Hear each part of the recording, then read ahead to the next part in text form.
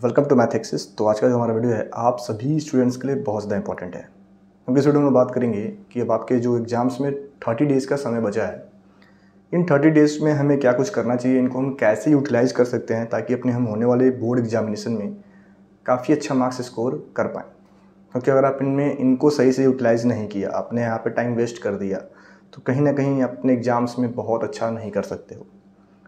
तो सबसे पहले तो वीडियो में आगे बढ़ने से पहले मैं आप सभी स्टूडेंट्स को बताना चाहूँगा, जो एक बहुत ही कॉमन और इम्पॉर्टेंट पॉइंट है कि आपको कहीं से भी पैनिक नहीं होना है। पैनिक कहने का मतलब क्या है कि बहुत सारे बच्चे ये मान लीजिए किसी भी कारणवश, चाहे जो भी रीज़न हो, उन्होंने अपने सब्जेक्ट को अभी तक अगर बहुत अच्छे से प्रिपेयर नहीं किया है तो उनको बहुत ज़्यादा डरने की ज़रूरत नहीं है। क्योंकि अगर आप देखोगे तो मेजॉरिटी ऑफ स्टूडेंट्स आपके क्लास में, आपके स्कूल में या फिर आपके शहर में कह लो, सबका यही हाल है। बहुत सारे स्टूडेंट्स आपको ऐसा ही मिल जाएंगे जिन्होंने अभी तक बहुत अच्छा ज़्यादा कुछ प्रिपेयर नहीं किया है। तो सारा गेम बस माइंड का है। अगर आप सही से डिसीजन लेते हो, बहुत ज़्यादा पैनिक नहीं करते हो और अपने इन 30 डेज़ को अच्छे से यूटिलाइज़ करते हो, तो आप अभी भी बहुत अच्छा मार्क्स स्कोर कर सकते हो। ठीक है, तो आपको ये पहले तो मान के चलना है। देन अब जो मोस्ट इंपॉर्टेंट पॉइंट है, जो पहला पॉइंट मैं आप सभी को बता रहा हूँ जिसको आप सभी स्टूडेंट्स को ज़रूर फॉलो करना चाहिए, वो पहला पॉइंट ये है कि अभी आपके प्री बोर्ड एग्ज़ाम्स या तो कह लो चल रहे होंगे या फिर फर्स्ट प्री बोर्ड तो कम से कम आपका ख़त्म हो चुका होगा, उसका रिज़ल्ट भी आने वाला होगा, आपके स्कूल उसका रिज़ल्ट आपको डिलीवर करने वाला होगा या कर चुका होगा। तो पहला काम आपको करना है कि आप अपने प्री बोर्ड एग्ज़ाम्स के एनालिसिस करो और ये आइडेंटिफाई करो कि आखिर आप अपने सब्जेक्ट्स में आंसर राइटिंग में क्या मिस्टेक कर रहे हो, किस कारण से आपका नंबर कट रहा है, क्या कुछ आपके मिस्टेक्स हैं, क्या गलतियाँ आप कर रहे हो, उनको पहले ज़रूर आइडेंटिफाई करो। अपने टीचर से हेल्प लेके आइडेंटिफाई करो आप, या खुद से आइडेंटिफाई करो, अपने सीनियर से आइडेंटिफाई करो आप। कुछ भी करके पहले उन गलतियों को आप आइडेंटिफाई करो, उनको पहचानो। पहला प्राइम फोकस आपका होना चाहिए कि आप उन गलतियों को सही करो।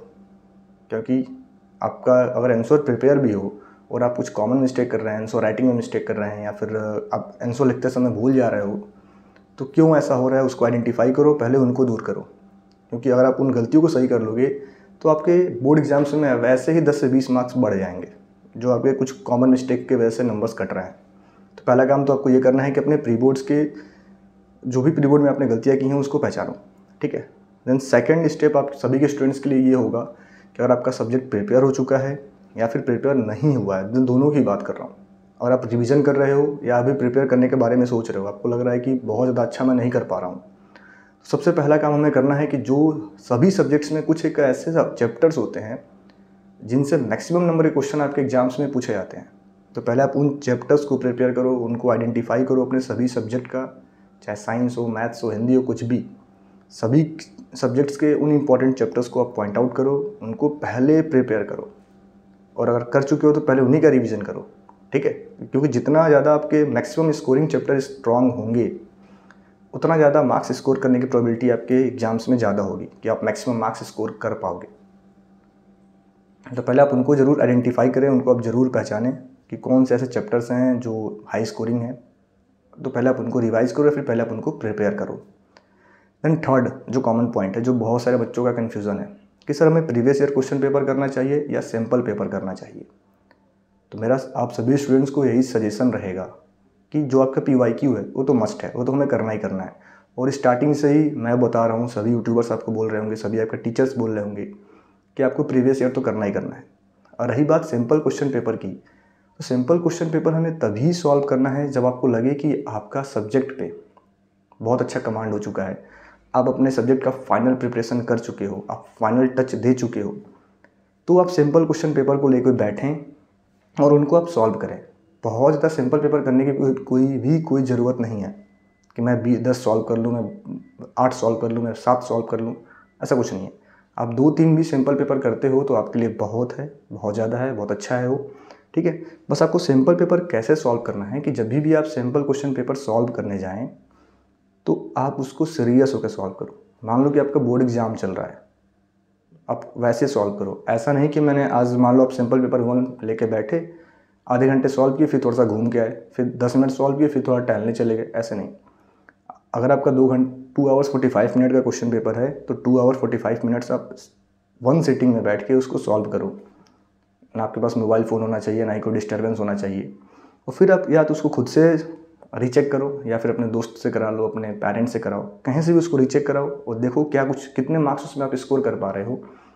और उस वहाँ भी अपने आप गलतियों को पहचानो कि क्या कुछ आप मिस्टेक्स उसमें कर रहे हो, क्योंकि बहुत सारे सैम्पल पेपर में सॉल्यूशन भी होता है, तो वहाँ से आप देख के उनको भी रेक्टिफाई कर सकते हैं, उनको भी आप सही कर सकते हैं।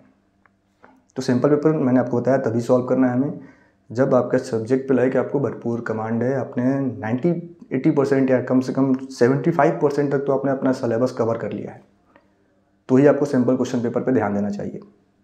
साथ ही साथ अगर आपको ये नहीं पता है तो मैं आपको बताना चाहूँगा, हमारे इस चैनल पे सभी सब्जेक्ट्स के पेपर पैटर्न आपसे डिस्कस किए गए हैं, जिनमें आपको बताया गया है कि हर एक सब्जेक्ट में कौन से चैप्टर हैं जो मोस्ट स्कोरिंग हैं।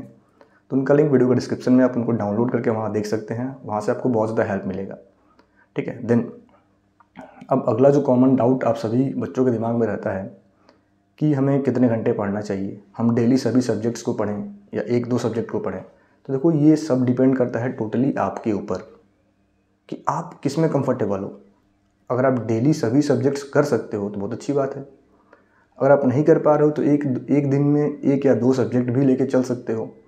बस आपके पास एक प्रॉपर शेड्यूल होना चाहिए कि मुझे अगर मैं 21 जनवरी को अपना प्रिपरेशन स्टार्ट कर रहा हूँ या कर रहा हूँ तो 21 फरवरी तक मेरे सभी सब्जेक्ट्स का एक रिवीजन होना चाहिए। और मेरा तो ये मानना है कि कम से कम आप अपने सभी सब्जेक्ट्स का 2 से 3 बार रिवीजन करो अगर आपको मैक्सिमम मार्क्स स्कोर करना है, क्योंकि उससे कम रिवीजन पे काम नहीं चलेगा, आप बहुत अच्छा नहीं कर पाओगे।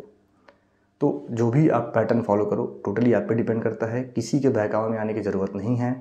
And last and important point कि आप सभी स्टूडेंट्स सोचते हैं कि मेरे पास तो नोट्स नहीं है, मुझे नोट्स बनाना है। अब अगर आप नोट्स बनाने बैठोगे तो आप खुद देख लो कि कितना समय आपके पास बचा है और क्या आप सभी सब्जेक्ट्स के प्रॉपर नोट्स इस 1 महीने के अंदर बना पाओगे। खुद से आप पूछना, पॉसिबल तो नहीं है। तो नोट्स अगर आप बना भी रहे हो तो बस मैं कितना कहूँगा कि हैंड रिटन रफ टाइप का नोट बनाओ कि हाँ ऐसा कि पढ़ पाओ आप। तो एक बस एक नॉर्मल सा नोट्स बनाओ जिसमें इंपॉर्टेंट पॉइंट्स लिखे हों, इंपॉर्टेंट क्वेश्चंस लिखे हों, इंपॉर्टेंट टॉपिक्स लिखे हों, उनके बारे में कुछ थोड़ा बहुत लिख लो। क्विक रिवीजन टाइप का एक नोट्स बना सकते हो, बहुत ज़्यादा आप नोट्स बनाने पर ध्यान मत दो आप। और एक और मैं आपको पॉइंट बताना चाहूँगा कि बहुत ज़्यादा आप स्टडी मटेरियल भी इकट्ठा मत करो। मैं यहाँ से पढ़ लूँ, सैम्पल पेपर कर लूँ और सवाल का कर लूँ, एडुकार्ड का कर लूँ, ये कर लूँ, वो कर लूँ, कुछ नहीं। जो भी लिमिटेड रिसोर्सेज फॉलो करो जिनको आप अच्छे से पढ़ पाओ। ये आपको इतना समय बचा है, अगर आप कोई सब्जेक्ट लेवल में, मानो से हम फिजिक्स की बात कर रहे हैं तो कोई 1 या 2 बुक ही फॉलो करो। मैं तो कह रहा हूँ बस 1 ही बुक फॉलो करो, 2 करने की भी ज़रूरत नहीं है, जिनको आप सही से कंप्लीट कर सको। ठीक है। तो ये कुछ टिप्स एंड ट्रिक्स हैं। ज़्यादा मैंने आपको स्टार्टिंग में बोला पैनिक नहीं होना है, कम रिसोर्सेज पे ध्यान दें, मैक्सिमम प्रैक्टिस पे ध्यान दें। एंड हमारे इस चैनल पे आपको आपके सभी बोर्ड एग्जाम्स के सभी सब्जेक्ट से रिलेटेड कुछ important videos day by day post होती रहेंगी। हमारे चैनल को आप जरूर सब्सक्राइब करें, वीडियो को लाइक कर दें। Thank you.